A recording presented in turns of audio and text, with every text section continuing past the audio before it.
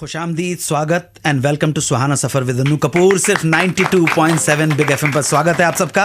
आज जिन स्टोरीज को लेकर मैं आया हूं वो कुछ इस तरह से हैं। लीना चंदावरकर की स्टोरी होगी। शादी के सिर्फ 11 दिनों बाद ही उनकी लाइफ में ट्रेजेडीज होने लगी और 11 महीने के बाद वो विधवा हो गई। दूसरी स्टोरी मेरा नाम जोकर के एक गाने की होगी। इस गाने के उन 3 अंतरों के बारे में बताऊंगा जो फिल्म से हटा दिए गए। ये गाना था जाने कहां गए वो दिन। तीसरी स्टोरी में अमीन सयानी और अमिताभ बच्चन का एक मजेदार किस्सा। इन 3 स्टोरीज के अलावा रेगुलर सेगमेंट्स। दिल ने फिर याद किया में याद करेंगे म्यूजिक डायरेक्टर शौकत अली को। और लास्ट में एक क्वेश्चन जहां मुझसे पूछा गया है कि मुझे मिस्टर इंडिया से लेकर विक्की डोनर तक जितने भी रोल्स मैंने किए हैं उनमें से सबसे मुश्किल रोल कौन सा लगा और क्यों। तो ये सब होगा आज के शो में। चलिए निकल पड़ते हैं आज के सुहाने सफर पर। पहली स्टोरी लीना चंदावरकर की। लीना चंदावरकर 15 साल की उम्र में फिल्म फेयर का टैलेंट हंट कॉन्टेस्ट जीतकर फिल्म इंडस्ट्री में आई। ये वही कॉन्टेस्ट था जिसमें राजेश खन्ना विनर बने। 1968 में लीना ने सुनील दत्त की फिल्म मन का मीत से अपने करियर की शुरुआत की और उसके बाद हमजोली, महबूब की मेहंदी, मनचली, अनहोनी और बैराग जैसी फिल्में करते हुए अपने करियर में आगे बढ़ती चली गईं। सब कुछ अच्छा चल रहा था। जीवन में हर तरफ खुशियां ही खुशियां थीं, लेकिन ये खुशियां टिकी नहीं। 8 दिसंबर 1975 को लीना ने अपने प्रेमी सिद्धार्थ से शादी कर ली। शादी परिवार की रजामंदी से हुई थी। सिद्धार्थ गोवा के फर्स्ट चीफ मिनिस्टर दयानंद बांदोड़कर के बेटे थे। शादी के 11 दिनों के बाद ही लीना के पति सिद्धार्थ एक एक्सीडेंट में घायल हो गए और 11 महीने बाद सिद्धार्थ की डेथ हो गई। लीना विधवा हो गई। पति के घायल होने से और उनकी मौत के बीच के 11 महीने कितने बिकट रहे लीना के लिए, यह बताने जा रहा हूं। सिद्धार्थ अपने माता पिता की 8वीं संतान थे। उनके पहले पैदा हुए उनके 7 भाई किसी ना किसी वजह से जीवित नहीं रहे। 7 के जन्म से पहले मां को सपने में सांप दिखाई दिया था। सिर्फ सिद्धार्थ के जन्म के समय ऐसा नहीं हुआ, इसलिए सिद्धार्थ के पैदा होने पर बहुत खुशियां मनाई गई, बहुत जश्न किए गए।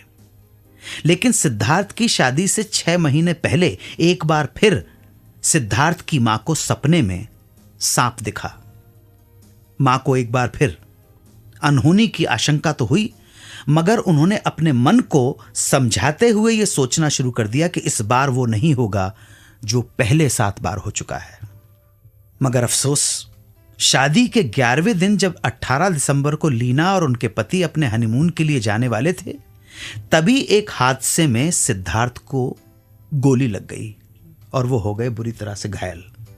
सिद्धार्थ को गोवा से बंबई के जसलोक हॉस्पिटल लाया गया। यहां उनका ऑपरेशन करके उनके स्प्लीन यानी तिल्ली को निकाल दिया गया।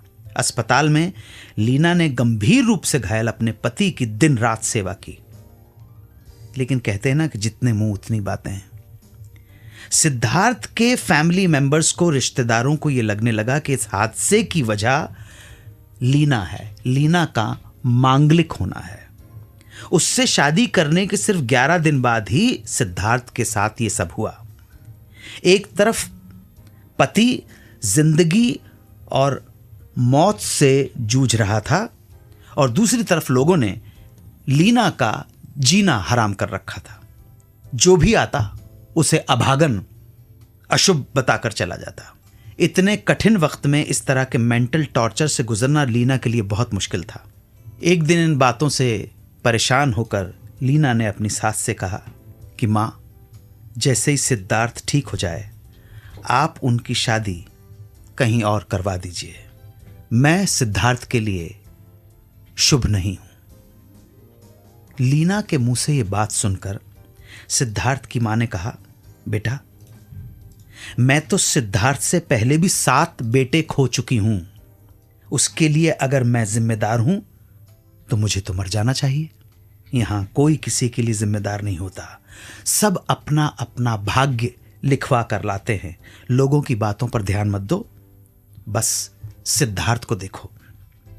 इसके बाद लीना ने सिद्धार्थ की दिन रात सेवा की और 6 महीने में ही सिद्धार्थ को छुट्टी भी मिल गई। लीना और सिद्धार्थ वापस गोवा आ गए, लेकिन ये खुशियां भी चंद पलों के लिए थीं। सिद्धार्थ ने ठीक होते ही घोड़े की सवारी करनी शुरू कर दी। बहुत मना किया लेकिन माने नहीं। अंदर के घाव भरे नहीं थे, उनके मसल अभी पूरी तरह से हील अप नहीं हुए थे, इसलिए जल्दी सिद्धार्थ को फिर से पेन शुरू हो गया। सिद्धार्थ को 21 अक्टूबर को उनके जन्मदिन के दिन दोबारा हॉस्पिटल में भर्ती करवाना पड़ा। इस बार सिद्धार्थ की हालत पिछली बार से भी बहुत ज्यादा खराब थी।